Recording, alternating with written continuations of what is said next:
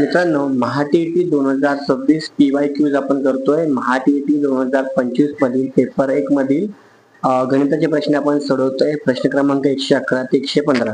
त्याच्या पूर्वीच्या 3 व्हिडिओमध्ये आपण 93 पासून 110 पर्यंतचे प्रश्न सोडून दिलेले आहेत आणि हा चौथा व्हिडिओ आहे.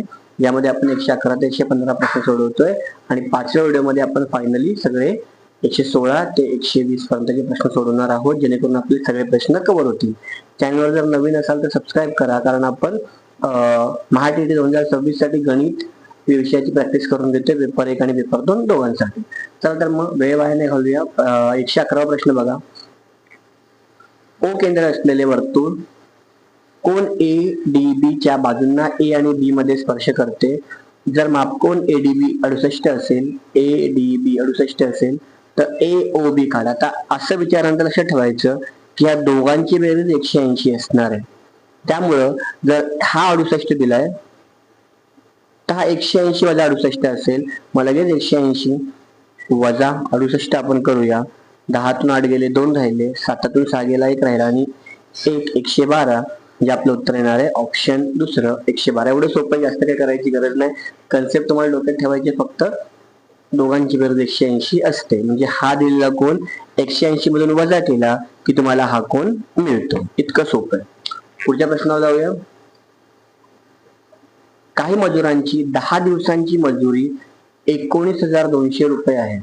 मजुरांची संख्या 3 ने कमी केली तर 5 दिवसाची मजुरी 6,000 रुपये होत असल्यास प्रत्येक मजुराची एका दिवसाची मजुरी काढा. आता हे सोपं आहे. आपण काय करूया की मजुरांची संख्या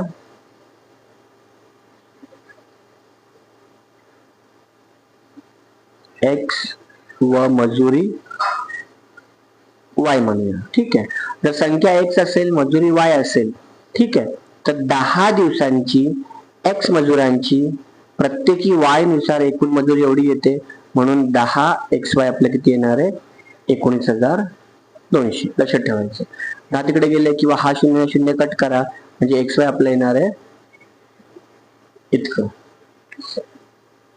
आता मजुरांची संख्या 3 ने कमी केली, म्हणजे आपण X ला 3 ने कमी केलं. ठीक आहे. मजुरी आपली तेवढीच आहे, बरोबर, आणि दिवस आपले किती झाले 5. म्हणजे 5x वजा 3y बरोबर हे किती आहेत 6,000 आहेत, म्हणजे 6,000 होता, बरोबर ना. 10 दिवस मजुरांची संख्या X आणि मजुरी Y यांचा गुणाकार 19,200 आला. तर 5 दिवस मजुरांची संख्या 3 ने कमी केली आणि Y मजुरी 6,000.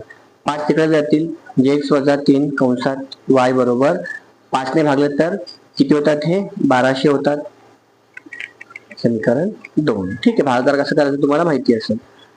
एवढं आपल्याला मिळालं. ठीक आहे.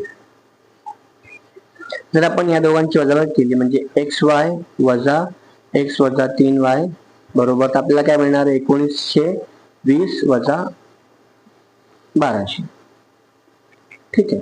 बघूया मग XY as it is. X गुणिले Y XY आणि Y गुणिले 3y वजा वजा अधिक इथे किती उरतात 1900 मधून 1200 गेले तर आपले किती उरतात बघा. 1920 मधून 1200 आपले गेले.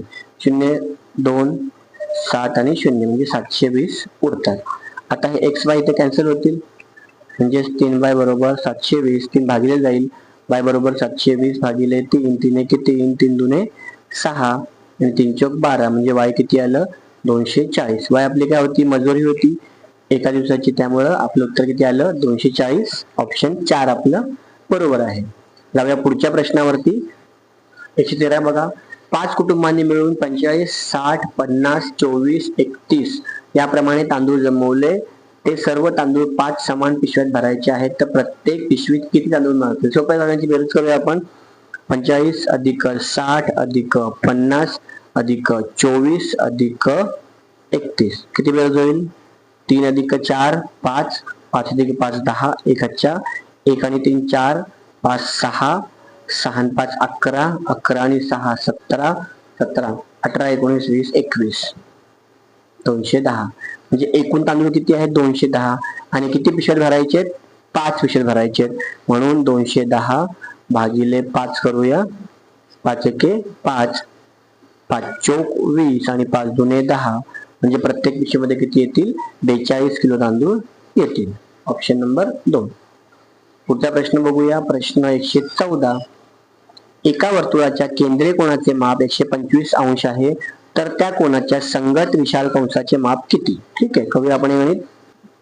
याचे ऑप्शन याचे राहून गेले, पण तरी आपण गणित एकदा समजून घेऊया. बघा, हा केंद्र आहे आणि केंद्राभोवती होणारा कोण? केंद्रीय कोन. मग हा जर 125 चा असेल तर संगत विशाल कंसाचं माप विचारलं. लक्षात ठेवा, केंद्रीय कोनाच्या समोरचा जो कंस असतो त्याचं माप पण तेवढंच असतं. मग हा झाला 125. आपल्या ऑप्शन मध्ये कुठंच 125 नाहीये. ठीक आहे, आपण काय करूया? 360 मधून 125 ला मायनस करूया.